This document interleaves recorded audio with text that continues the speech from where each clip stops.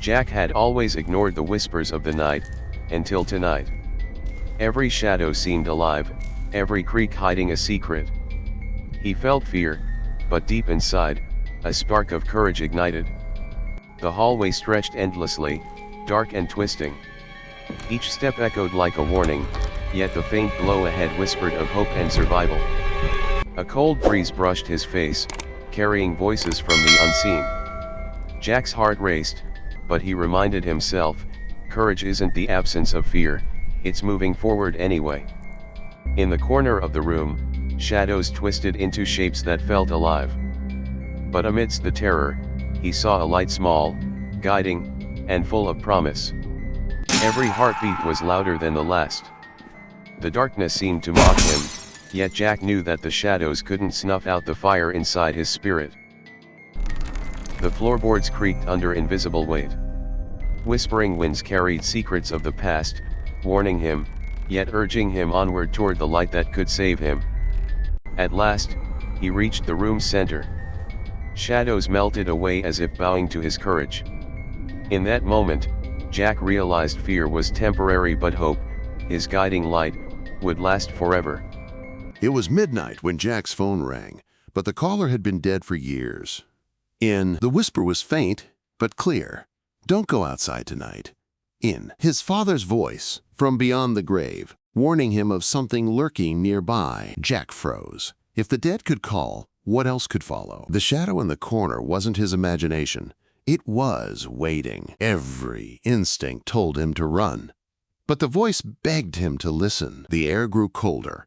Something unseen was standing right behind him. Jack's childhood memories whispered back, dark, broken, unfinished. The phone cut off, but the silence spoke louder than screams. Fear tightened his chest, but hope whispered, survive. Every creak of the floorboard was like a countdown to doom. In the reflection, Jack saw not himself, but a shadow smiling. Terror can break you, but it can also awaken your strength. Jack realized the call wasn't just a warning.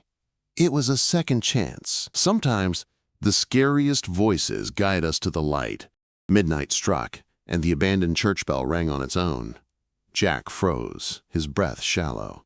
Everyone in town said the church had been silent for decades, ever since the priest vanished without a trace. But tonight, the air shook with that eerie sound, as if warning him to stay away. His heart raced, yet something inside told him this was only the beginning of a darker truth waiting to be uncovered. The streets were empty, but Jack swore he wasn't alone. Every time he turned, shadows darted just out of sight. The echo of footsteps matched his pace, speeding up, slowing down, as if someone, or something, was mimicking him. Fear clawed at his chest, but he couldn't run. He felt the same strange pull, the whisper that had once saved him, urging him forward instead of back. As Jack crossed the graveyard, a cold wind brushed his face. He heard whispers calling his name, soft at first, then louder, almost desperate. Tombstones stood like silent watchers, and for a moment, Jack thought he saw a figure kneeling by one grave. But when he blinked, it vanished into thin air. Goosebumps covered his arms. Something here wanted to speak to him, or warn him. In the distance, the faint glow of lanterns flickered inside the church windows, though the building had no electricity. Jack's pulse quickened. Someone, or something, was inside. He remembered the voice that once guided him, and against all logic, he stepped closer. Fear pressed down on him like a heavy cloak, but the pull of curiosity, of fate, was stronger. Tonight, the truth was calling, and Jack could no longer ignore it. Inside the old church, the air smelled of dust and decay. The wooden pews creaked as if invisible hands still knelt there in prayer. Suddenly, Jack heard the sound of a child crying. The haunting echo bounced off the walls, filling the silence with sorrow. He followed the sound, trembling, each step heavier than the last. He wasn't sure if he was walking into danger or into a secret meant only for him. The crying grew louder as Jack reached the altar. A single candle flickered, though no one was there to light it. The sound stopped suddenly, replaced by a whisper. "You shouldn't have come." Jack's blood ran cold. His hands shook, yet his feet refused to move. Whoever spoke wasn't human, or at least not alive anymore. A shadow stretched across the walls, but Jack was alone. It moved on its own, twisting unnaturally, reaching toward him like long, crooked fingers. He stumbled back, but the whisper returned, softer now. "Trust yourself." For a moment, Jack wondered, was the darkness trying to scare him away or guide him toward something hidden? Suddenly, the church organ let out a deep, haunting note. Dust flew from its keys as if invisible hands pressed them down. The melody was sad, almost like a lullaby. Jack's heart ached. Whoever, or whatever, was here wasn't just terrifying, it was grieving. And somehow, he felt connected to that sorrow. Behind the altar, Jack noticed a trapdoor, half hidden beneath rotting planks. The whispers grew urgent, as though begging him not to ignore it. He hesitated, his chest tight with fear. Opening it might mean stepping into darkness he could never escape. But deep down, he knew the truth was buried there. With trembling hands, Jack pulled open the trapdoor. A rush of icy air spilled out, carrying the faint scent of earth and something metallic. Blood. The ladder below creaked as if someone had just climbed down moments ago. Jack took a deep breath, steadied himself, and began his descent, knowing there was no turning back now. As Jack climbed down, the trapdoor slammed shut above him. Darkness swallowed everything. Only the sound of his breathing echoed against damp stone walls. Then, faintly, a child's voice drifted through the air. "Don't be afraid." His chest tightened. He wasn't sure if it was comfort or a warning. The tunnel beneath the church stretched endlessly, carved into the earth with claw-like marks. Jack's lantern flickered, threatening to go out. Suddenly, he spotted tiny handprints smeared along the walls. They weren't fresh, but they weren't old either. Someone or something had been here recently. He heard footsteps behind him, slow and deliberate, echoing in perfect rhythm with his own. Jack froze. The sound stopped too, his breath caught in his throat. When he whispered, "Who's there?" the reply came instantly, but from inside his head. "You already know me." At the end of the tunnel, Jack found a small wooden box, half buried in the soil. It looked ancient, covered in strange symbols. His fingers trembled as he lifted it. The whispers grew louder, overlapping voices, crying, warning, pleading.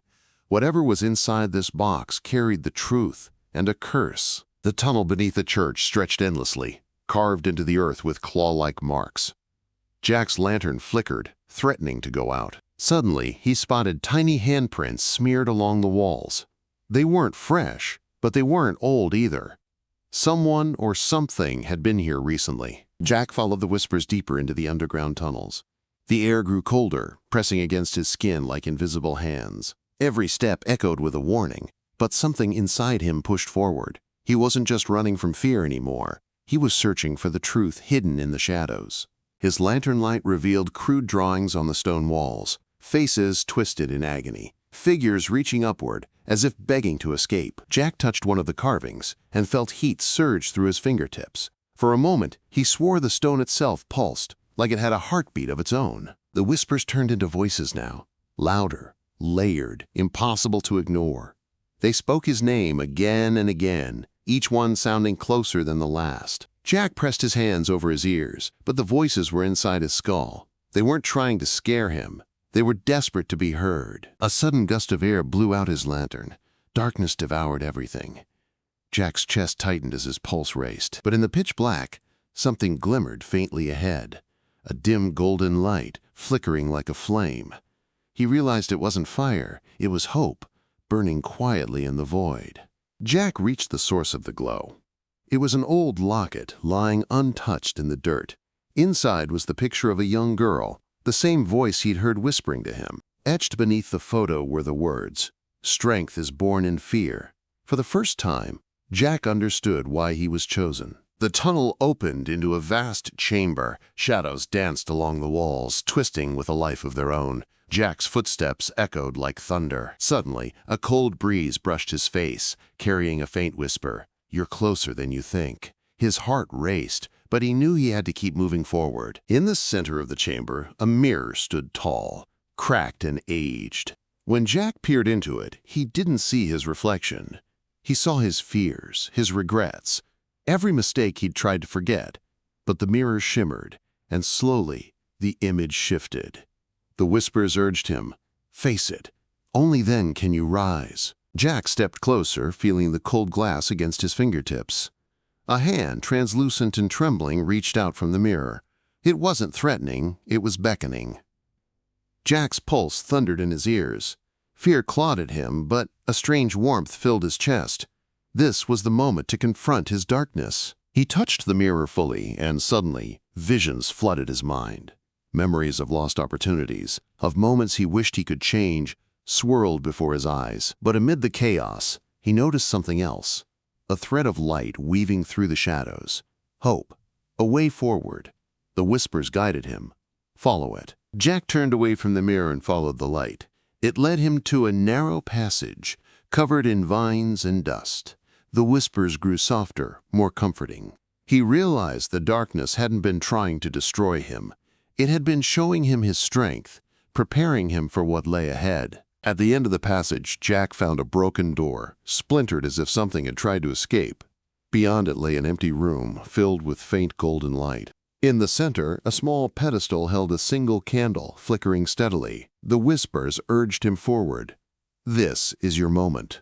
Embrace the courage inside you." Jack lifted the candle, feeling its warmth seep into his fingers. The chamber seemed to breathe around him, shadows retreating as the light grew brighter. For the first time, he felt a connection to the voices, to the spirits trapped in the dark. They weren't just warnings, they were guides, showing him how to survive. Suddenly, a cold wind swept through the room, extinguishing the candle. Jack froze, heart hammering. But then, the golden light returned, brighter and steadier, forming a path leading upward. It was as if the darkness itself had decided to step aside, granting him a chance to rise above his fear. He followed the light, climbing narrow steps carved into the stone. Each step felt heavier, burdened by the fear he had carried all his life. Yet, with every movement forward, he felt stronger, braver. The whispers faded into soft encouragement. "You are stronger than the shadows. Believe in yourself." At last, Jack emerged into the open night sky, the moon illuminating his path. The underground horrors faded behind him, leaving only a sense of triumph and hope.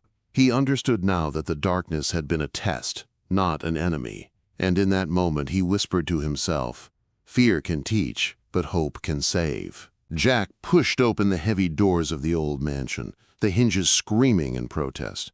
The air inside was cold, damp, and smelled of decay, but he didn't hesitate. Each step echoed across the empty hallways, and shadows seemed to stretch toward him, alive with secrets long buried.